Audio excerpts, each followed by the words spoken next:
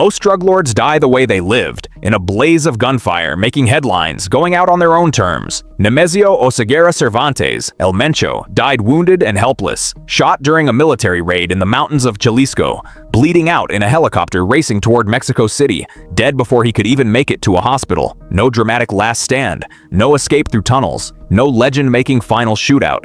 Just a 59-year-old man dying from gunshot wounds while strapped to a stretcher, realizing that the empire he built through overwhelming violence couldn't save him. For over 15 years, El Mencho commanded the Jalisco New Generation Cartel, CJNG, the most violent criminal organization in Mexican history. They didn't just kill rivals, they shot down military helicopters with rocket launchers, ambushed convoys carrying dozens of federal police, hung bodies from overpasses with messages promising worse. By 2024, CJNG operated in 2/3 of Mexican states and over 40 countries worldwide.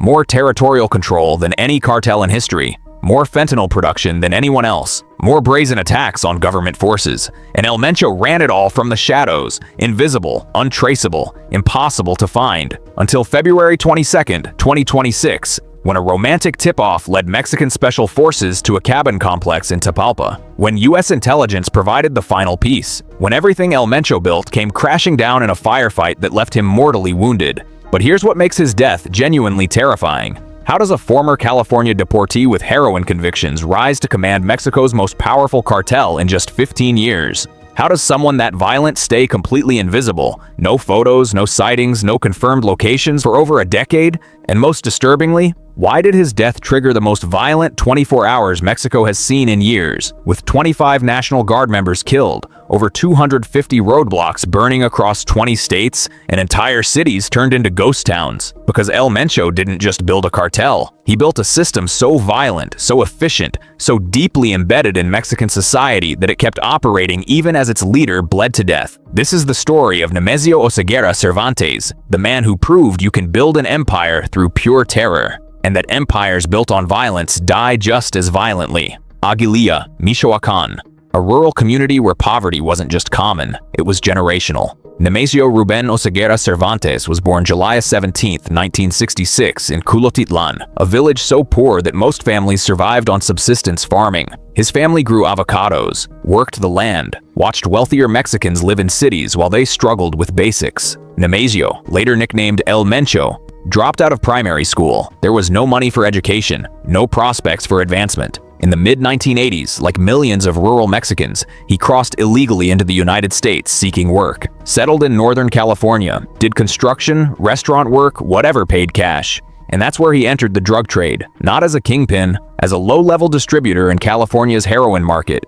making deliveries, moving product for Mexican suppliers. In 1992, he was arrested on heroin trafficking charges, convicted, served 3 years in a U.S. federal prison. Upon release, he was deported to Mexico. He was 29 years old, no education, no legal work history, a criminal record in 2 countries. But he had something valuable: experience in American drug markets, knowledge of distribution, law enforcement patterns, customer demographics. And in Mexico's emerging cartel landscape, that knowledge was currency. Back in Western Mexico, Nemesio joined the Mencho Cartel, a trafficking organization operating in Jalisco and Michoacán.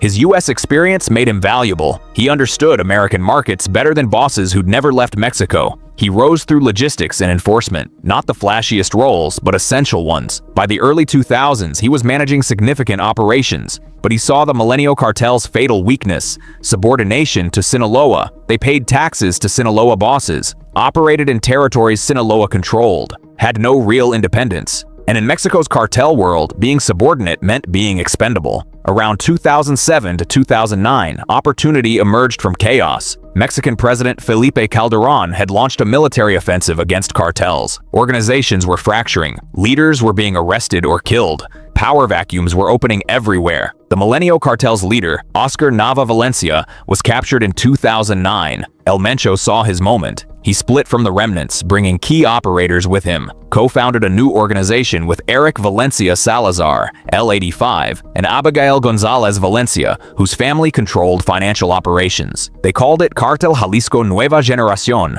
the Jalisco New Generation Cartel. And El Mencho's philosophy was brutally simple: total dominance through overwhelming, spectacular violence.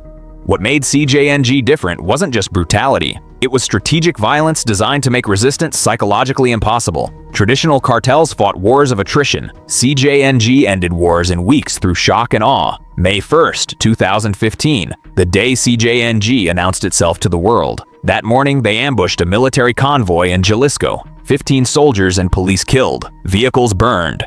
That afternoon, they shot down a Mexican military helicopter using a rocket-propelled grenade. The first time any cartel had ever downed an aircraft.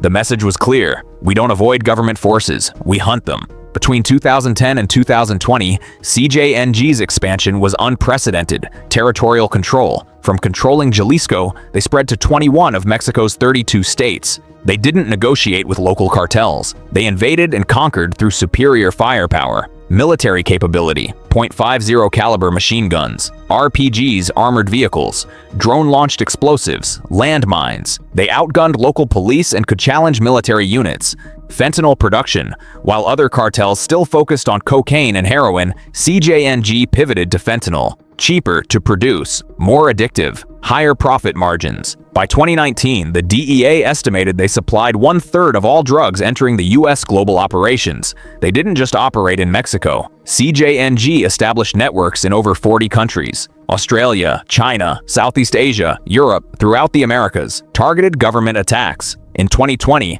they attempted to assassinate Mexico City's police chief, Omar Garcia Harfuch, with grenades and high-powered rifles. He survived. The message was sent. By 2020, El Mencho was considered more dangerous than El Chapo ever was. The U.S. offered $15 million for information leading to his arrest, one of the highest bounties in DEA history. Mexico offered 300 million pesos, and El Mencho, completely invisible. No confirmed photographs since 2010. No intercepted communications, no verified sightings, just violence spreading like a virus across Mexico. As CJNG became Mexico's dominant cartel, El Mencho became a phantom. Mexican military launched operation after operation. 2015, massive deployment in Jalisco. Hundreds of arrests. He vanished hours before. 2018, intelligence placed him in Michoacan's mountains. Helicopter raids, ground forces, gone. 2019, raids on suspected safe houses throughout western Mexico. Associates arrested, not him. Every operation followed the same pattern: solid intelligence, coordinated raids, and El Mencho disappearing as if warned. Because he was warned. CJNG had systematically corrupted police departments, military units, government offices. Every operation was compromised before deployment. But around 2023, his invisibility took on a different character. He wasn't just hiding from authorities. He was disappearing from cartel operations. Intelligence suggested he was seriously ill, possibly kidney failure, requiring dialysis. Mobile medical teams brought to safe houses rather than risk hospital visits. His family structure was collapsing. His son, Ruben Oseguera Gonzalez, El Menchito, arrested in 2015, extradited to the U.S., sentenced to decades in prison.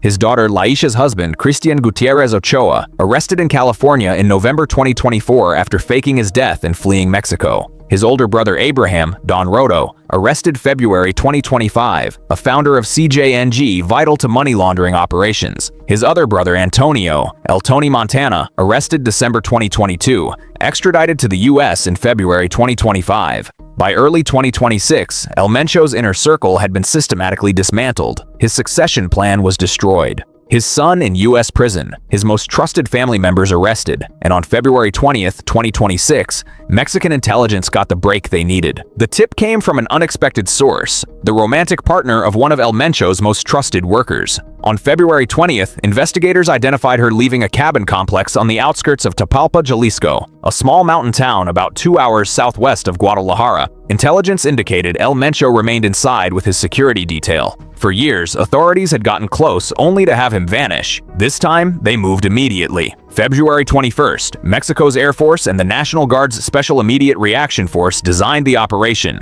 U.S. intelligence provided additional surveillance and coordination. February 22nd, Sunday morning, the raid began. Special forces surrounded the cabin complex. El Mencho's security opened fire immediately. The firefight was intense. 4 CJNG members were killed at the location. El Mencho was hit, gunshot wounds, seriously injured. He was captured alive, but critically wounded, loaded onto a military helicopter for emergency transport to Mexico City. He died in flight, bleeding out. No last words recorded, no dramatic finale, just a 59-year-old man realizing he'd lost everything. The operation also yielded 2 CJNG members arrested, armored vehicles, seized rocket launchers, confiscated high-powered weapons, recovered. 3 Mexican soldiers wounded. President Claudia Sheinbaum announced the operation as a triumph. U.S. Deputy Secretary of State Christopher Landau called El Mencho one of the bloodiest and most ruthless drug kingpins. And then Mexico exploded. Within hours of El Mencho's death being announced, CJNG unleashed coordinated violence across Mexico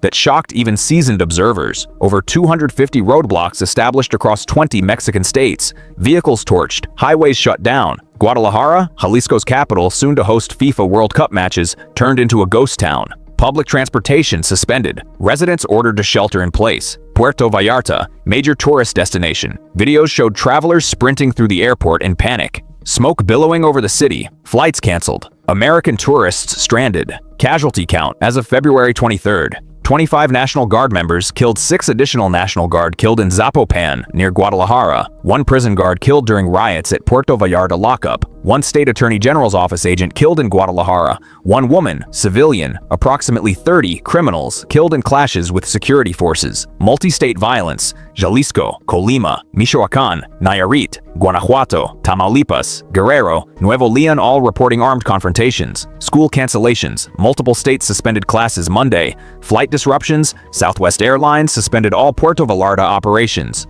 Multiple carriers canceled flights to Guadalajara. Tourists stranded for days. U.S. response. State Department issued urgent warnings for Americans in affected states to shelter in place. This wasn't random violence. It was coordinated retaliation demonstrating CJNG's operational capability, even without its leader. The message? El Mencho is dead, but we're still here. El Mencho's death created the succession crisis analysts had long predicted. His designated heir, his son El Menchito, is serving decades in U.S. prison. His brothers are arrested or extradited. His son-in-law faked his death and fled to California. Who takes control of CJNG? Multiple possibilities. Regional commanders. CJNG operates through semi-autonomous regional cells. Without central leadership, they might fragment into competing factions fighting for dominance. Juan Carlos Valencia Gonzalez, El Mencho's stepson. Some intelligence suggests he's positioned to take control, but his capability is untested. Eric Valencia Salazar, L85, co-founder of CJNG, but he was arrested and taken into U.S. custody in February 2025. Fragmentation scenario. Like what happened to Sinaloa after El Chapo's arrest, CJNG could splinter into warring factions.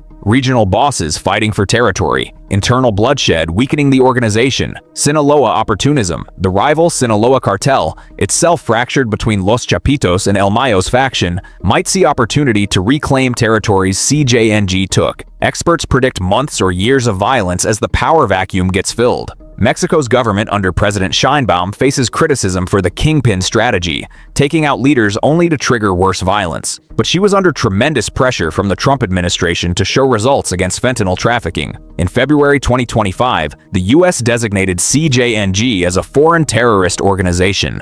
The pressure to eliminate El Mencho was immense. Mission accomplished, but at what cost? The legacy of violence. Nemesio Oseguera Cervantes is dead. The man who built Mexico's most violent cartel, who shot down helicopters, who made government forces targets, who flooded America with fentanyl, who operated in 40 countries. He died at 59, bleeding out in a helicopter, captured but mortally wounded, unable to escape or fight back. No tunnel like El Chapo, no decades evading capture like El Mayo, just gunshot wounds and a failed evacuation. But his death changes nothing fundamental about CJNG. The infrastructure remains, the corruption networks, the trafficking routes, the production facilities, the weapons stockpiles, the thousands of soldiers loyal to the organization if not the man. CJNG will continue, maybe weaker, maybe fragmented, maybe even more violent as factions compete for control. Because El Mencho built something that didn't require him to survive. A system based on fear, territorial control, and operational independence.